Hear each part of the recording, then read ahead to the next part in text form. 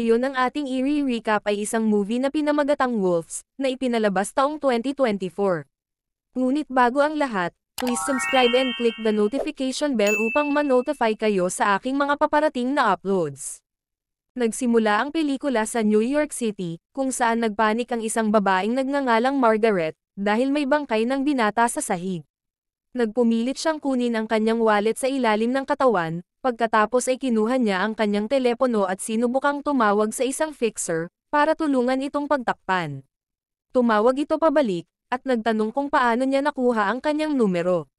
Sumagot si Margaret na may nagsabi sa kanya na tawagan ang numero kung kailangan niya ng tulong, at huwag ibahagi ang kanyang mga detalye sa fixer. Sinabihan siya ng fixer na huwag tumawag ng sinuman at huwag lumabas ng silid, hanggang sa makarating siya doon. Nagtanong si Margaret kung paano niya malalaman ang fixer na ang dumating. Sumagot ito na magbibigay siya ng signal, sa pamamagitan ng pagkatok sa salamin. Pagkatapos nito, umalis siya sa club, sumakay sa kanyang kotse, at nagmaneho papunta sa lokasyon. Pagdating sa lokasyon, tumawid siya sa kalye at pumasok sa hotel nang hindi napapansin. Sa sumunod na eksena, kumatok ang fixer sa salamin at binuksan ito ni Margaret. Tiningnan ng fixer kung okay lang siya, pagkatapos ay nagsimula sa trabaho, habang si Margaret ay nagsasali ng inumin. Habang nagtatrabaho siya, ipinaliwanag ni Margaret na gumamit siya ng pekeng pangalan para mag-check-in sa hotel. Sinabi niya na nag-book siya ng kwarto pagkatapos nilang magkita ng binata, at kinakabahan na nagtanong, kung magagawa ba ng fixer na mawala ang lahat ng kaguluhang ito. Ipinaliwanag niya na tumatalon sa kama ang binata, nang bigla itong nahulog sa ilang salamin, na naging sanhi ng pagdurugo nito. Gayunpaman, pinapatahimik siya ng fixer, at tiniyak na wala sa mga ito ang matutunton pabalik sa kanya, anuman ang mangyayari. Habang sinusuri niya ang pulso ng bangkay, biglang may narinig silang kumakatok sa pinto. Sinubukan ni Margaret na paalisin ito, ngunit pumasok ang lalaki at naabutan ang fixer na nagtatago sa silid. Humakbang si Margaret at tinanong kung sino ang lalaki, at sumagot ito na siya ay si Nick, na binayaran ng may-ari ng building upang pagtakpan ang bangkay. Ilang saglit pa, tumunog ang telepono na sinagot ni Nick, at pagkatapos ay ibinigay ang telepono kay Margaret. Kinuha ito ni Margaret at pumunta siya sa kabilang silid, at tinalakay ang sitwasyon sa isang tao sa kabilang linya. Pagkatapos ng tawag, nagpa siya si Margaret na magtulungan si Nick at ang naunang fixer sa trabaho. Gayunpaman, ang dalawang lalaki ay lubos na hindi sumang-ayon sa ideyang iyon. Habang papaalis na ang fixer, pinigilan siya ni Margaret at sinabing siya lang ang pinagkakatiwalaan niya, na kinumbinsi siyang magtrabaho kasama si Nick. Samantala, si Nick naman ay kinumbinsi ng may-ari ng building na makipagtulungan sa fixer. Sa kabila ng kanilang pagtanggi, ang dalawa ay malinaw na nagagalit sa ideya ng pagtatrabaho ng magkasama, ngunit nag-alinlangan silang sumang-ayon. Pagkatapos ay tinanong ng fixer si Margaret na ipaliwanag ng eksakto, kung ano ang nangyari mula sa umpisa. Sinabi ni Margaret na gusto niya ang bar sa hotel, at tinanong ang binata kung gusto niyang makakuha ng kwarto. Pagkatapos nilang makuha ang silid, ang binata ay nagtungo sa banyo, ngunit nang lumabas ito, nagsimula siyang manggulo at tumatalon sa kama, at aksidenteng nahulog sa salamin. Ipinapalagay ng dalawang fixer na ang binata ay isang prosti, ngunit mabilis na pinabulaanan ito ni Margaret. Binigyan ng fixer si Margaret ng pampalit na damit, at sinabihan siyang umalis at umuwi na parang walang nangyari. Sinunod ito ni Margaret, pagkatapos ay tinawagan ang kanyang anak na babae bago tahimik na lumabas. Ang fixer ay nagsimulang maglinis ng eksena, habang si Nick ay casual na nagsalin ng kanyang sarili ng inumin, nanunood mula sa gilid. Dahil dito, nainis ang fixer at sinabihan si Nick na mag-focus sa trabaho. Nagpaliwanag si Nick, na sa palagay niya ay nagkaroon ng hindi pagkakaunawaan.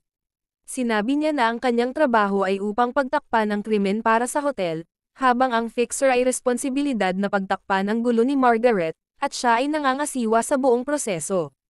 Habang abala ang fixer sa trabaho, may napansin si Nick sa likod ng sofa. Kinuha niya ito at inilabas ang isang bag, at natuklasan na puno ito ng droga. Nakita rin ito ng fixer, at napagtanto niyang maraming droga sa bag. Maya-maya, nakatanggap sila ng tawag sa telepono mula sa manager ng hotel, at sinabihan sila na alamin kung gaano karami ang mga droga, at ibalik ang mga ito sa lalong madaling panahon. Maingat na pinasok ng fixer ang bangkay sa isang plastic bag, at inilagay ito sa luggage carrier, upang dalhin ito sa elevator. Samantala, ginulo ni Nick ang security guard para hindi sila mapansin. Nang nasa parking area na ang dalawa, inilagay ng fixer ang bangkay sa trunk ng sasakyan, at umarte na parang isang ordinaryong araw lang. Pagkatapos ay sinabihan niya si Nick na linisin ang tape at umalis. Gayunpaman, hindi sumang-ayon si Nick, at nagsimula silang magtalo, tumaas ang tensyon sa pagitan nila. Biglang nagising ang binata sa trunk, dahilan para mataranta ang dalawa. Napansin nilang papalapit ang isang security guard, kaya mabilis na pinatumba ni Nick ang binata at sinarado ang trunk. Nagtalo ang dalawang lalaki tungkol sa kung sinuri ng fixer ang pulso ng binata o hindi, hanggang sa naisip nila na ang biglaang paggising nito ay maaaring dahil sa droga sa kanyang katawan. Sumang-ayon silang dalhin ang binata sa isang doktor upang malaman kung alam niya ang tungkol sa droga. Tumawag ang fixer sa isang doktor para sa tulong, ngunit hindi nakatanggap ng tugon, kaya binigyan siya ni Nick ng address na pupuntahan. Umalis sila sa parking area at tumungo sa Chinatown. Pagdating nila, mag-isang pumasok si Nick para kausapin ang doktor. Nagpakita si Dr. Jun, at binalaan siya ni Nick na kapag binanggit ng binata ang droga, papatayin siya ng ibang lalaki. Habang pinag-uusapan nila ang sitwasyon, biglang dumating ang fixer at tinanong si Jun, kung bakit hindi niya sinasagot ang kanyang tawag. Nakipagtalo sa kanila si Jun tungkol sa pag-pick up sa binata, iginiit na mapanganib para sa kanilang dalawa na magtulungan. Samantala, napansin ni Nick ang isang lalaking inchik na nanunood sa kanya, ngunit piniling huwag pansinin ito habang papalabas siya upang kunin ang katawan. Naglakad sila sa likod ng eskinita at binuhat ang katawan, at sa sandaling bumalik sila kay Jun, sinuri ng doktor ang binata at ipinahayag na wala na itong puso. Humantong ito sa isang pagtatalo sa pagitan ng dalawang lalaki tungkol sa sitwasyon, dahilan upang sabihan sila ni Jun na umalis sa kanyang opisina. Paglabas nila, sinimulan nilang pag-usapan si Jun, at kung paano siya naging matulungin sa kanilang dalawa sa kabila ng kaguluhan. Biglang nagising ang binata at lumabas, na nagudyok kay Jun na habulin at sumigaw para pigilan siya. Mabilis na tumalon pabalik sa kotse ang dalawang lalaki, at sinimulan siyang habulin.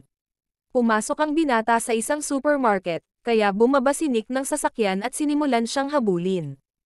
Habang papalabas ang binata sa kalye, pilit niyang iniwasan na mabangga ng kotse ng fixer. Pagkatapos nun, ang binata ay pumunta sa isang tulay at nagsimulang umakyat.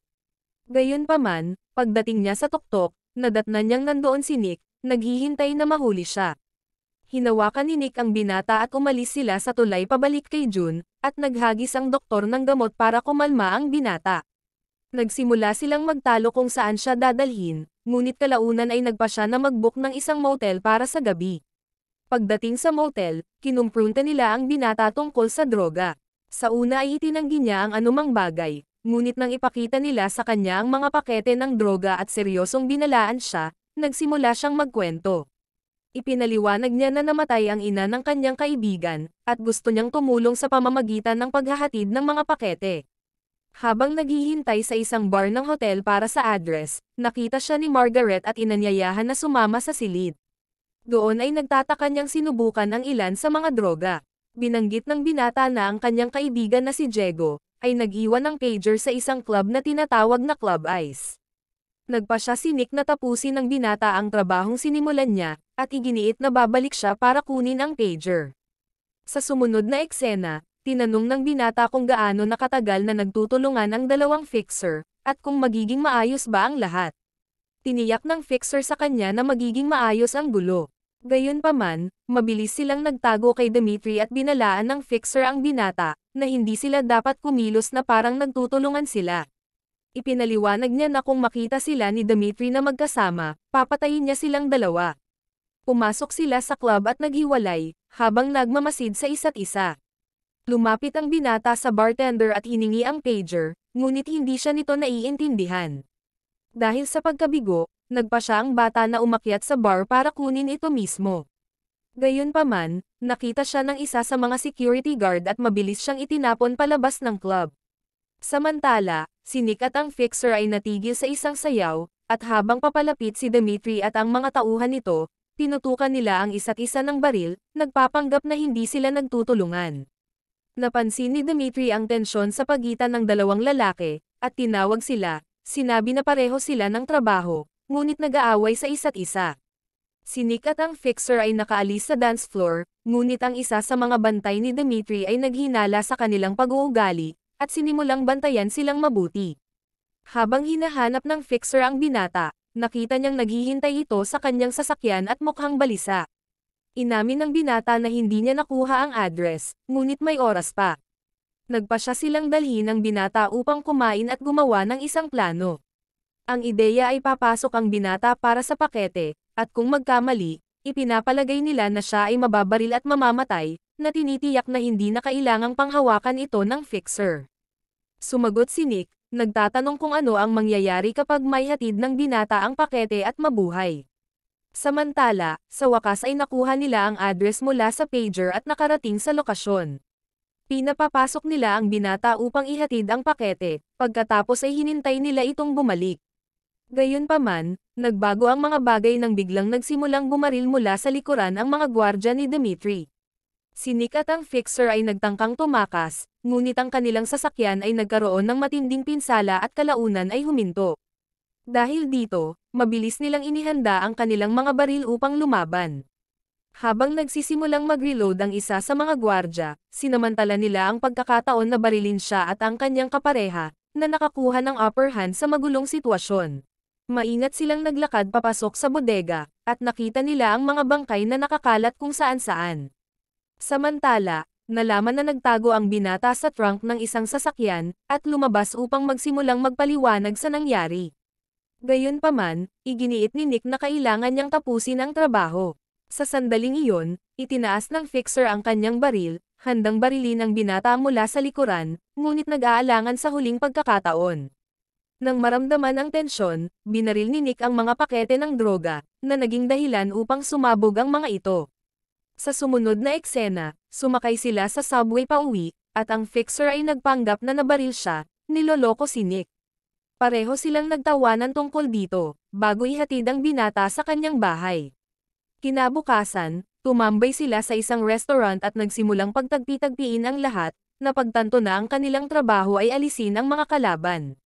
Bigla nilang napansin na napaliligiran sila ng mga armadong lalaki na nagpapaputok, at wala silang ibang pagpipilian, kundi ang lumaban sa mapanganib na sitwasyon.